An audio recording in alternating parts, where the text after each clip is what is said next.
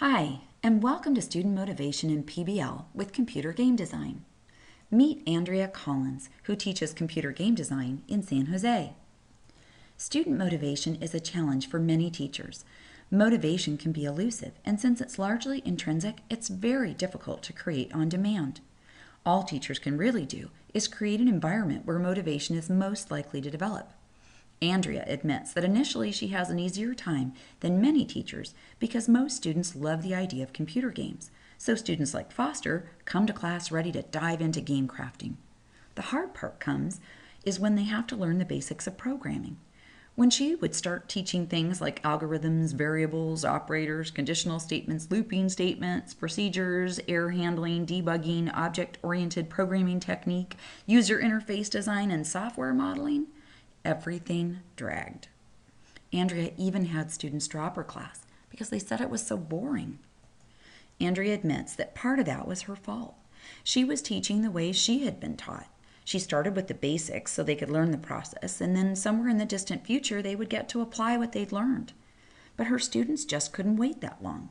They lost their motivation and stopped learning long before Andrea ever got to the fun part of class. All that changed last year when Andrea learned about PBL, or project-based learning. She says it's so simple, I can't believe I didn't always teach this way. Now Andrea presents students with a challenging, real-world problem that they work in groups to solve. The difference in their motivation is dramatic. The key, she says, is that the problem must be truly challenging. Nothing that one student can solve on a smartphone. It must be hard enough and big enough in scope that it actually requires a group to complete. For students like Sasha, who generally prefer to work alone, PBL is good because it forces her to develop her collaboration skills. She is still able to think and code on her own, but she's working with her group to contribute using her specific skills. Andrea no longer teaches the basics before assigning the project.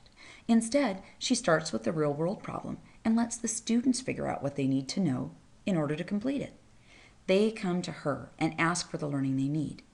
Andrea gives them a list of deliverables or outcomes for the project so they know what they need to accomplish, but she lets students like Jacob take the lead in deciding what he needs to learn.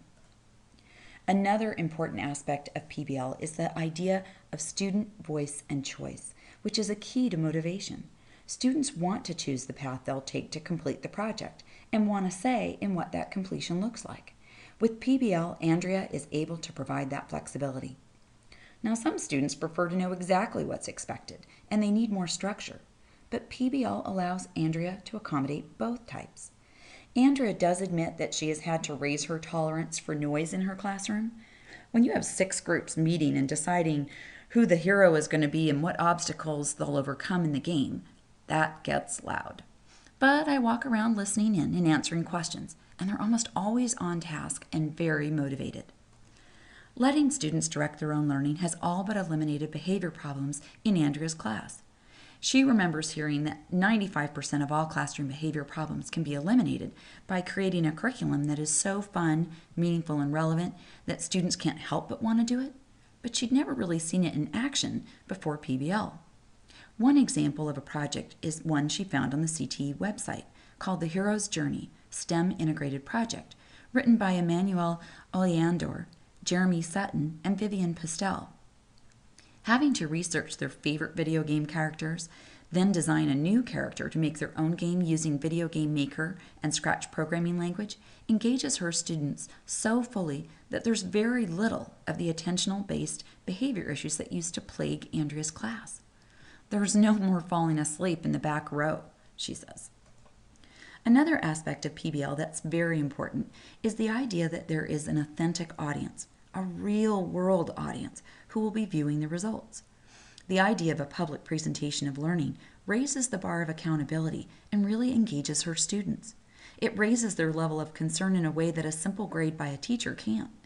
Because Andrea has connections in nearby Silicon Valley, finding programmers in the field to act as her students' public audience is a natural fit. Knowing that a real game designer is going to see what the group has created increases her students' motivation more than any extra credit bonus that she'd ever tried before.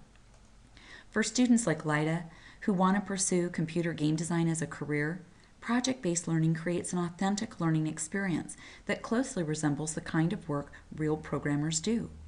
Andrea says, "My students are encountering the same issues real game designers face, and they're finding real solutions.